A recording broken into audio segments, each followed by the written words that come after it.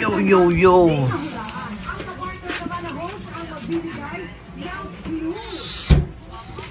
So, what's up mga tol? So, check natin yung issue. So, mapapansin nyo.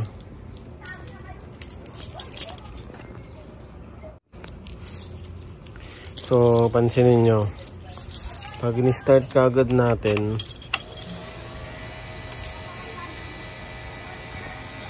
so, ma-under kagad yung pan. Rinig nyo naman, di ba?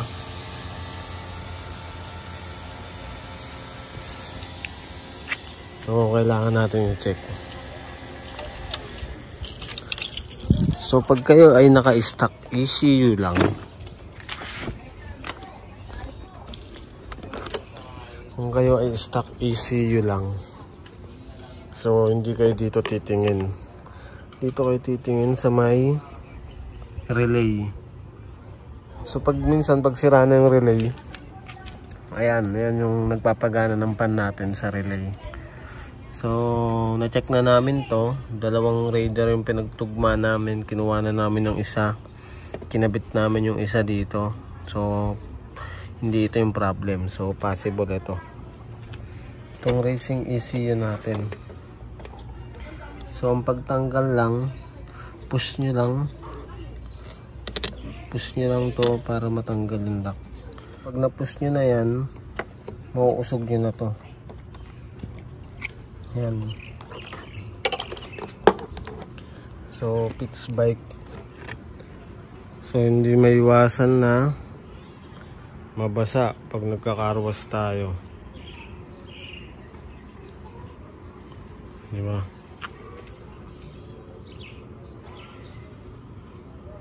So, hindi maiwasan. So, syempre, pag nagkakarwas tayo, hindi maiiwasan na nababasa. So, kunin natin yung stock natin. Dapat talaga.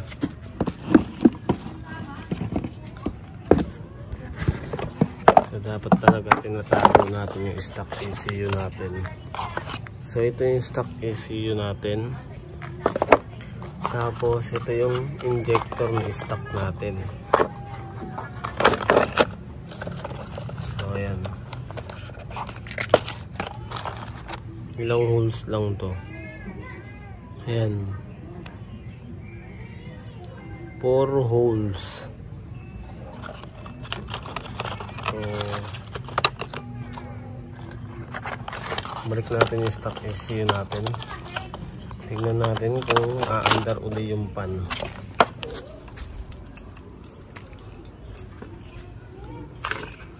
So, eto.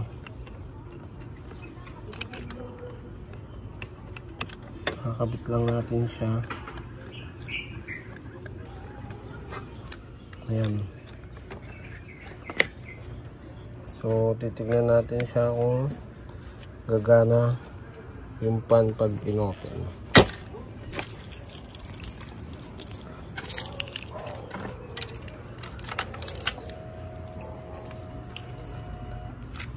So, hindi na gumana mga tol.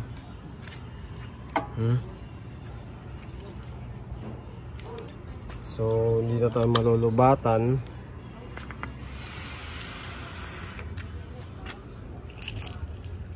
So, possible siguro nito nabasa, grounded yung pitch bike natin na ECU. So, siguro tago muna natin. Tapos, pag di na siya basa, nawala na yung pagkabasa niya, babalik naman sa dati yan eh.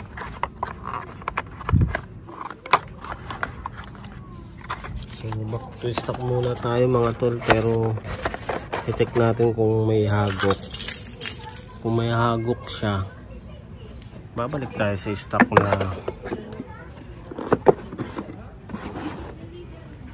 na pipe. Kaya tayo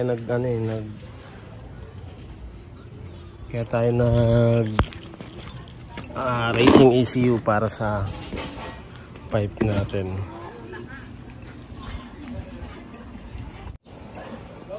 So yun, nakita nyo naman yung problem.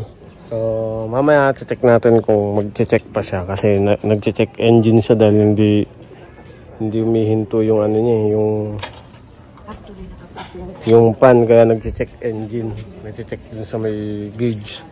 So mamaya check natin, naalis tayo. So thank you.